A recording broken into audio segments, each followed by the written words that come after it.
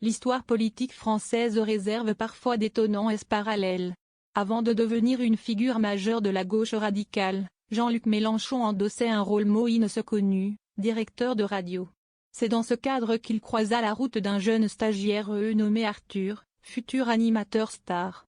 Leur collaboration brève à Massipal dans les années 1980 semble pourtant avoir laissé des traces. Arthur n'a cessé de raconter cette époque avec une pointe d'amertume. Récemment encore, le leader de LFI, lui, a répondu du tac au tac, confirmant un rapport sans fioriture. Mais ce passé commun ne constitue qu'une facette des relations occasionnellement tumultueuses liant Mélenchon à son entourage médiatique et familial, comme le montrent d'autres épisodes. Marilyn Mélenchon, fille de Jean-Luc Mélenchon, fuit généralement les projecteurs. Cependant, certaines déclarations officielles la font sortir de sa réserve. Peu avant les Jeux Olympiques 2024, Emmanuel Macron justifiait sa dissolution surprise de l'Assemblée nationale.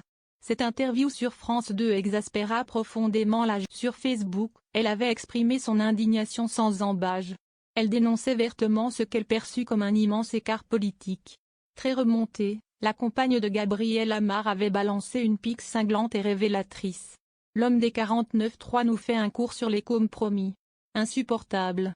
Cette phrase résume parfaitement l'exaspération provoquée par le chef de l'État. Sa déclaration ultérieure niant toute victoire claire aux législatives malgré la poussée du RN, a renforcé ce sentiment. L'ancien député LFI Adrien Quatennens avait quitté ses fonctions après avoir reconnu une gifle à son épouse. Jean-Luc Mélenchon réagit alors vivement sur le réseau X. Il dénonça surtout la malveillance policière et le voyeurisme médiatique entourant l'affaire. Il a surtout salué la dignité et le courage de Quatennens. Cette prise de position immédiate a donc suscité une vive polémique. L'absence totale de mention pour la victime a particulièrement fait l'objet de critiques. Mélenchon a alors tenté un léger correctif. 3 heures plus tard il concéda enfin qu'une gifle est inacceptable, sans effacer l'impact initial. Il a même enfoncé le clou peu après, louant le talent du jeune député. Cette gestion a dès lors ravivé une phrase ancienne et lourde de sens du tribun. Les femmes, je ne sais pas comment y faire, je ne sais pas m'y prendre. Je ne les comprends. Invité de Quotidien en 2017, Arthur avait distillé un souvenir mitigé. Il avait alors évoqué son tout premier patron à la radio. Jean-Luc Mélenchon. Mon premier patron à la radio c'était Mélenchon. Il n'était pas journaliste, il était patron, précisa-t-il. L'animateur a ainsi souligné leur unique rencontre, le jour de son embauche. Il a lancé ce tacle révélateur sur leurs conditions de travail. À l'époque ça ne l'emmerdait pas de me faire travailler le dimanche. Méconnu, ce passage de Mélenchon à la tête de Massipal dans les années 80 est pourtant avéré. C'est d'ailleurs là que le jeune Arthur, adolescent, a fait ses premiers pas.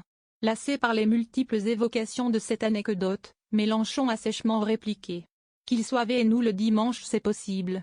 Qu'il ait travaillé, je m'en souviendrai.